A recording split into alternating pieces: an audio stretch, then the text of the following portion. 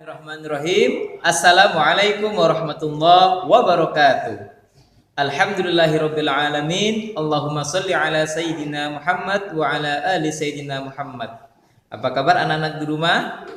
Semoga selalu dalam keadaan sehat walafiat dan selalu dalam lindungan Allah Subhanahu wa taala.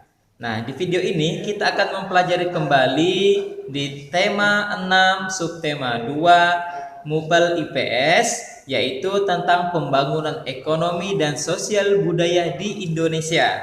Nah, sebelum belajar, marilah kita berdoa bersama.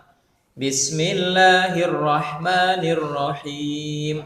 Rabbi zidni ilma warzuqni fahma birahmatika ya arhamar rahimin.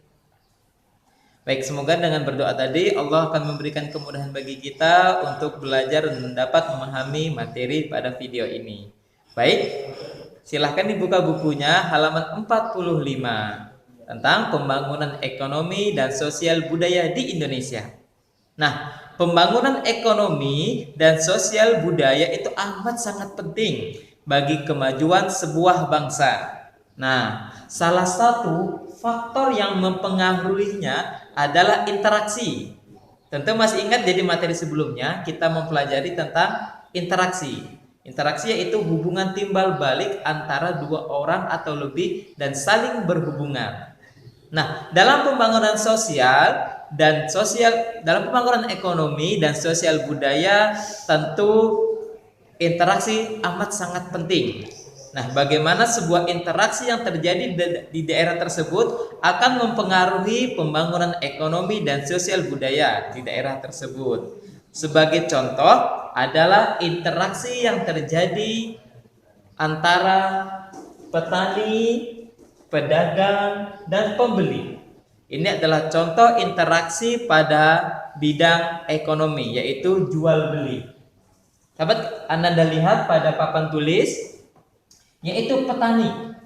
Petani memiliki peran untuk menanam, kemudian memanen, dan menjualnya kepada pedagang. Nah, di sini ada interaksi antar individu antara petani dan pedagang.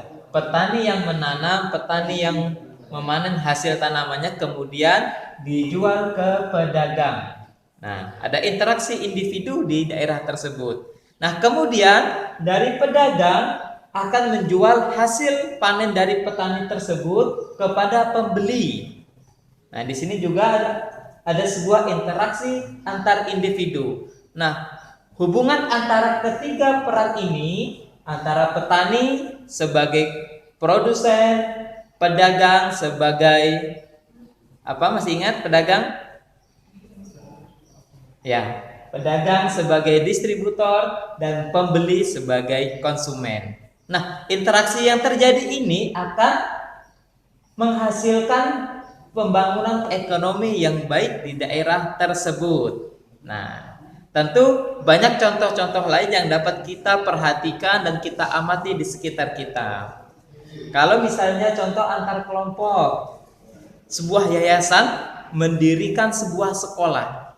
Nah, kemudian sekolah itu dicarilah guru-gurunya untuk mengajar di sekolah tersebut. Nah, dari guru nanti akan mengajar siswa-siswanya dan terjadilah interaksi antar individu dan kelompok dan terciptalah sebuah sosial budaya yang baik di daerah tersebut. Andai kata di daerah tersebut tidak ada sekolah yang didirikan, maka pembangunan sosial di daerah tersebut akan hancur, budayanya akan jelek, kemudian akhlak dan sikap masyarakat di daerah tersebut pasti tidak akan begitu baik. Maka interaksi sosial, interaksi antar individu ataupun antar kelompok ini sangat penting dan mempengaruhi pembangunan ekonomi dan sosial budaya. Mudah-mudahan ini dapat dipahami dengan baik ya. Nah, mungkin cukup sampai di sini video pembelajaran kita kali ini tentang pembangunan ekonomi dan sosial budaya. Nah, semoga video ini bermanfaat. Marilah kita tutup dengan bacaan hamdalah. Alhamdulillahirabbil alamin. Wassalamualaikum warahmatullahi wabarakatuh.